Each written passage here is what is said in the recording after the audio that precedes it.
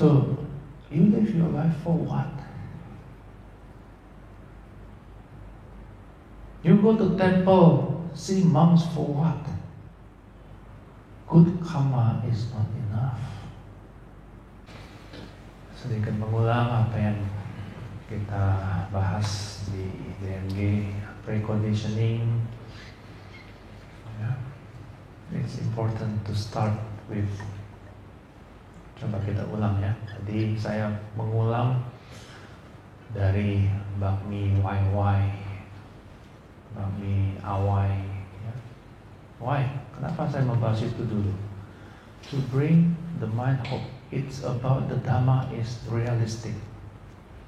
Ya, nggak bisa langsung jana, nggak bisa. Seperti anak kita main di pekarangan gitu. Ya, kita harus ke pekarangan dulu. Oh, pulang. It's a technique to bring the mind home. Ya, nggak bisa langsung. For most people nggak bisa. Ya. So bawa ke PDD, back to this place, and then the body, and then the breath. Ya. With sati and metta. Ya. Without metta, it's not sati. Ya. We will be fighting. Ya. Ya, jadi yang dimaksud sadar, coming back home, sadar saat ini di sini, sadar sini. Sati and metta harus kedua yang hadir. Meskipun yang kita dengar masih suara AC, suara orang keras-kerasan, ya mungkin suara anak kita nangis-nangis, ya belum samadhi belum. Tapi apapun yang muncul di kesadaran, lembut. Ya. Kalau ini nggak dilatih, you can forget about jhana and sotapanna. Masih jauh sekali. Ya, jadi ini dulu harus dikuatkan. Apapun yang kontak dengan kesadaran, just make sure sati and metta is there. Even in real life kita nggak bisa kayak seorang patung ya, nggak reaktif, enggak.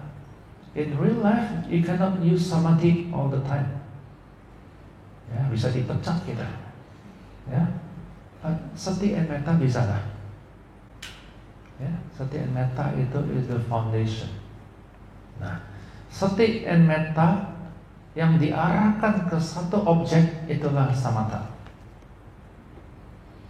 Ya, nah kalau langsung merasakan nafas masuk, nafas keluar sadar, nafas masuk sadar. Itu bukan samatha. Kalau satinya nggak ada metta, yang ada tegang, ya nggak bisa, trauma kita. Ya itu umumnya tidak diajarkan, hanya suduk, ya nafas masuk sadar, nafas keluar sadar. Wah, menderita kita. Ya kenapa? Ya nggak ada tahapan ini. Ya tapi tahapan ini pun harus dilatih. Nah bagi meditator yang sudah sering meditasi pun ini sering lupa. Maunya duduk aja. Kalau nggak meditasi kayaknya ada yang salah dengan hidup saya ini. Lah, metanya hilang.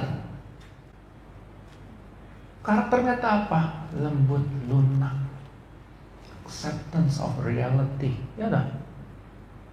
Wah, hari ini saya belum meditasi nih. Wah, kayaknya daripada kerja cari duit mendingan meditasi lah. That means what? He reject his reality, right? Dosa. Nggak bisa meditasinya berkembang. So, sati plus metta means the mind is home and lembut. Acceptance. Ada anakmu, my boy di samping. Sati and metta bisa, samadhi mungkin nggak bisa lah. Sati and metta selalu bisa. Selalu bisa. This is the key. The very important key for a yogi to live your worldly life in a spiritual way. Without this, you'll be yogi who hates your life, or worldly people who cannot meditate. Sati and metta. This is the absolute importance key. Ya, sadar nanti luput. Apapun yang muncul, itu terjadi kontak di indera. Ya, kesadaran terjadi kontak di indera. Make sure sati and metta. But where does metta come from? Bagaimana metta ini muncul? Sedangkan karakter kita loba dosa moha, right? Ya, metta sendiri juga harus dikembangkan. Ya, metta itu bukan sabesata. Metta itu adalah kusala citta. Metta itu adalah maha kusala citta. Ya, jadi in your life harus banyak perenungan-perenungan yang melembutkan dan membuka hati. Ya, that's why I said, banyak yogi datang ke saya bilang, kok Irvin, saya karakter ini cocoknya objek apa ya? What do you mean? Karakter apa kamu? Kamu loba iya, dosa iya, moha iya, semuanya juga iya gitu loh. And then he tried to find the right kamatan, the right object for him. Kok Irvin, mendingan kasihna merah atau kasihna apa gitu? Because you cannot even choose the method based on your character that way. You have to purify your character first. Harus dipurifikasi dulu watak dan kebiasaan kita sehari-hari itu apa? Karena semua orang nggak loba dosa moha. Jadi kamatana, the 40 object of samatha bhavana, itu untuk orang yang sudah berjodoh dengan Dhamma, Bapak Ibu sekalian. But for most of us yang praktek tidak, yang kebiasaan sehari-harinya juga yang ditimbun aku salah mau pakai objek apapun nggak mungkin cocok, right? That is why the first step is we have to change our habits first. Otherwise, there is no object that is right for you. You keep jumping from one teacher to another teacher, this method to that method. Oh, saya nggak bisa jhana, yaudah langsung vipassana. Oh, vipassana sakit, ya udahlah berdana aja bangun wihara. Right? No. Kita justru saya selalu menganggap saya ini belum berjodoh dengan Dhamma. Supaya kita berjuang lebih keras. So if anyone tells you that, oh kamu belum berjodoh dengan Dhamma, kamu ahetuka pugala, kamu nggak punya akar, means what? You have to berjuang lebih keras lagi. Ya. So ada 3 jenis tingkatan makhluk, right? Putucana, yaitu umat awam ataupun bhikkhu yang belum menembus Arya Magga. Ya. Umat awam dan bhikkhu yang belum menembus jalan mulia. Yang di atasnya adalah sekha. Sikha mean praktek, harus berlatih. Ini adalah sotapanna, sakadagami dan anagami yang sudah menembus tapi terus berlatih, sekha pugala.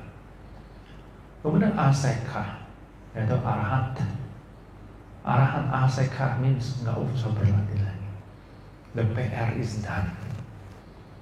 Ya, tugasnya selesai. Tidak ada lagi pembuat rumah ini. Ya, so for putucana, we have to strive much harder. That is why, ya, kalau saya dulu selalu menganggap saya ini belum berjodoh, makanya saya terus cari guru. Kalau kalian merasa, oh saya Buddhis, I'm proud to be Buddhist, saya sudah bersyukur berjodoh dengan Dhamma, then you will not even start practicing the Dhamma. Because you think you already have the Dhamma. You think you already berjodoh dengan Dhamma. Until a teacher asks you, then why are you still dukkha? Because you know Dhamma, but you know Dhamma. It's like you know Ferrari, but you don't have Ferrari. Right? Ya, jadi yang kita miliki, kita baru berjumpa adalah berjumpa dengan Dhamma yang indah di awal. Dhamma yang kita dengar, Damai yang indah di pertengahan adalah damai yang indah ketika kita mampu praktekkan. Jadi maksud praktek ini apa? Meditasi. Ya. Keindahan dari meditasi apa? Yaitu ketenangan dan pandangan terang. Itulah damai yang indah di pertengahan. Damai yang indah di akhir adalah penembusan. Yaitu penembusan maga dan pala. Tercapainya nibbana. Sekarang saya tanya saudara-saudara di sini, damai indah yang kalian maksud di level mana? Yang sudah kalian miliki. Bahkan di level awal saja mungkin belajarnya belum benar kan? That's why I keep saying, ya, kita harus jadi makhluk yang berdhamma. Ya, Hamang cari sucarita, hamang cari sukam seti asmi loke barang bija. Ya. Berdhamma is the key. Kata berdhamma itu nggak ada titik pitaka. I made it up. But why? Karena kata Buddhis juga nggak ada titik pitaka. Right? The Buddha only teach the Dhamma. Dukkha dan padanya dukkha hanyalah ini yang kuajarkan. Tapi kita sibuknya jadi Buddhis. Without the Dhamma. So, ketika saya mengatakan jadilah berdhamma, karena itulah yang Buddha wariskan kepada kita. Right? Apakah salah jadi Buddhis? No. Apakah salah memelihara? No. Yeah, it's important. But what I'm saying is that it will not end your suffering. It will not. Yeah. So with this realization, mari kita terus berjuang untuk mempraktekkan dan menembus Dhamma ini. So what is Dhamma? The Dhamma literally means the truth. But it also means to uphold, untuk menopang. Menopang supaya kita tidak jatuh ke dalam dukkha. Yeah. So, what is the Dhamma yang diwariskan kepada kita? It's basically the Four Noble Truth. Right? The dukkha satcha, the truth about dukkha. Yeah. The truth about dukkha artinya dukkha ini harus dihadapi. Dukkha doesn't mean something bad. It's the noble truth. Dukkha harus dihadapi. So kalau kalian menganggap dirimu sudah berdhamma, what do you do when dukkha comes to you? Do you run away? Or do you face the dukkha with kusala citta? Maybe we don't want dukkha. Or we want a nice noodle. Yeah? And then, what is the cause of the dukkha? Dukkha samudaya.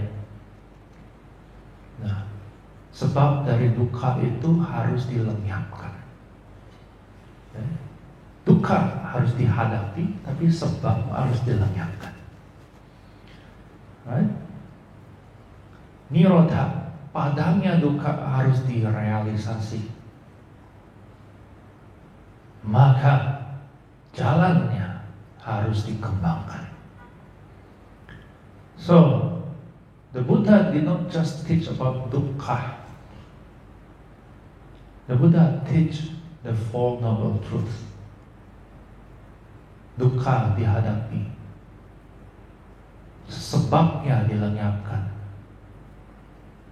padamnya direalisasi, jalannya dikembangkan. Only when we strive and have aspiration to have this in our hearts, then we can maybe start to have Dhamma in our hearts. And then what is the magga? Is samadhi, pandangan benar, pikiran benar, ucapan benar, tindakan benar, mata pencaharian benar, gaya upaya benar, perhatian benar, konsentrasi benar, yang menjauhkan kita dari kedua ekstrim, yaitu penyiksaan diri yang tidak bermanfaat. Ingat, yang tidak bermanfaat. Jadi kalau ada orang mengatakan kalian atasila itu menyiksa diri, no, it's not. Karena itu bermanfaat. Ya, ekstrim yang kedua adalah terus mengejar pemuasan nafsu.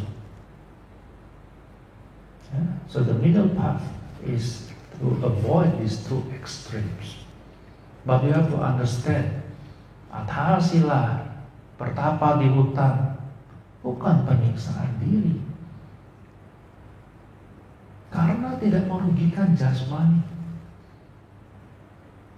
Batinnya meningkat. Maka tadi saya bilang bahwa orang bodoh akan selalu melihat orang bijak itu bodoh. Right? Now, you have to understand this. Otherwise, you will not have faith. Oh, saya salah nggak ini ya? Praktek meditasi, semua keluarga nggak mendukung saya, dibilang gila, atasila dibilang gila, menyiksa diri. Kenapa hidup harus susah? And then you have wicikicah. Right? So you have to have this faith. So if you practice this, then one day your mind, the eye will open. Chaku the body. The chaku is the eye. The vision will open. Jnana Udapadi, the knowledge will come. Panya Udapadi, wisdom will arise. Vijja Udapadi, penembusan awijja, realisasi langsung akan terjadi. Dan aloka Udapadi, munculnya cahaya aloka. Pada saat itulah Anya Kondana disebut sebagai Anya Kondana. The one who sees the truth, the one who sees the Dhamma. Ya, itulah Dhamma Cakkappavattana Sutta. Ya, pertama kali roda Dhamma dibabarkan. Ya, kemudian ketika dibabarkan anak tanah Lakkhana Sutta, ya, the Pancawahya Bhikkhu semuanya mencapai arahat. Ya, so having this reflection should be the foundation of our aspiration. Yeah. You should always ask yourself, you live your life for what? You know you're about to die. Then you live your life for what? Do you live in accordance to Dhamma? Dhammam care sucaritam, nanam care caritam. Tidak menjauh, tidak mengikuti jalan yang salah. Ya. Dari sinilah muncul ya, aspirasi that our life might have an end. And this end doesn't come by death. This end only comes through wisdom. The attainment of Magga and Phala. You cannot end this with death. Right? So, all of us here have good karma. Untuk terlahir jadi manusia, berjodoh dengan Dhamma, berjodoh ya. Dalam arti berjumpa, akses kepada kesempatan untuk mempraktikkan Dhamma. But it's not enough. You see, berapa hari lalu anak saya pulang ke Amerika, transit di Jepang, Haneda Airport. Ya, dia mendarat jam 4 sore, jam 6 ada pesawat tabrakan. Ya, Japan Airlines. Ya. Nah, di sini juga ada stewardess saus kacang. Ya. So many people say they are lucky. right? Which is not wrong, nggak salah. Mereka punya karma baik. Ya, yang pesawat kecilnya hampir semua meninggal. Ya, yang 387 orang sekian selamat. Apakah itu purely good karma? No. Tentu ada karma baik, kalau nggak mungkin pesawatnya sudah meledak di udara. Ya, karma baiknya adalah dia tetap mendarat meskipun runway-nya api semua. But there is also discipline there. There is also skill and knowledge there. Training by the stewardess, baik yang saus kacang maupun enggak. The discipline of Japanese people. And if you read the comment, you will see Indians say, "Oh, if this is Indian, we will not have made it." Oh, if we are American plane, wow, we'll fight inside, and everybody dies. Right? Only because they have good karma, a trained stewardess, a disciplined passengers, then they survive. Right? Good karma, discipline, skill, knowledge. Yeah, maybe empathy, metta, help one another, compassion, help one another rather than, oh, where's my bag luggage and everything, where's my barang-barang berharga, then everybody dies. See? Then they survive that. So, you live your life for what? You go to temple, see monks for what? Good karma is not enough. Right? So reflect on this.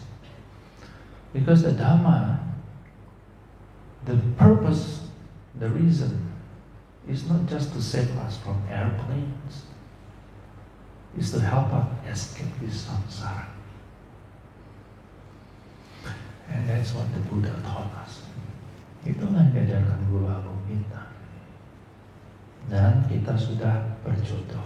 Quote. Ya, kurang apa lagi? Ya, cuma kurang berjuang lah. Ya. Ya. I'm going to stop here. Ya. Udah 2 jam. See? Saya nggak pernah prepare saya mau ngomong apa. Ya. Kalau dulu saya diminta ceramah, dalam waktu paling 45 menit, 1 jam. Wah, dulu stres. Ya, boleh duduk relax. Boleh geser kaki. Ya, this is more than your kebaktian already. Ya, nah, mau bicara 45 menit aja stres. Ngomong apa ya? Paling kitab suci dan sebagainya. Now 7 jam, I don't think about anything. Yeah, I think this is how the Dhamma should be. Yeah, and it's beautiful the way it is.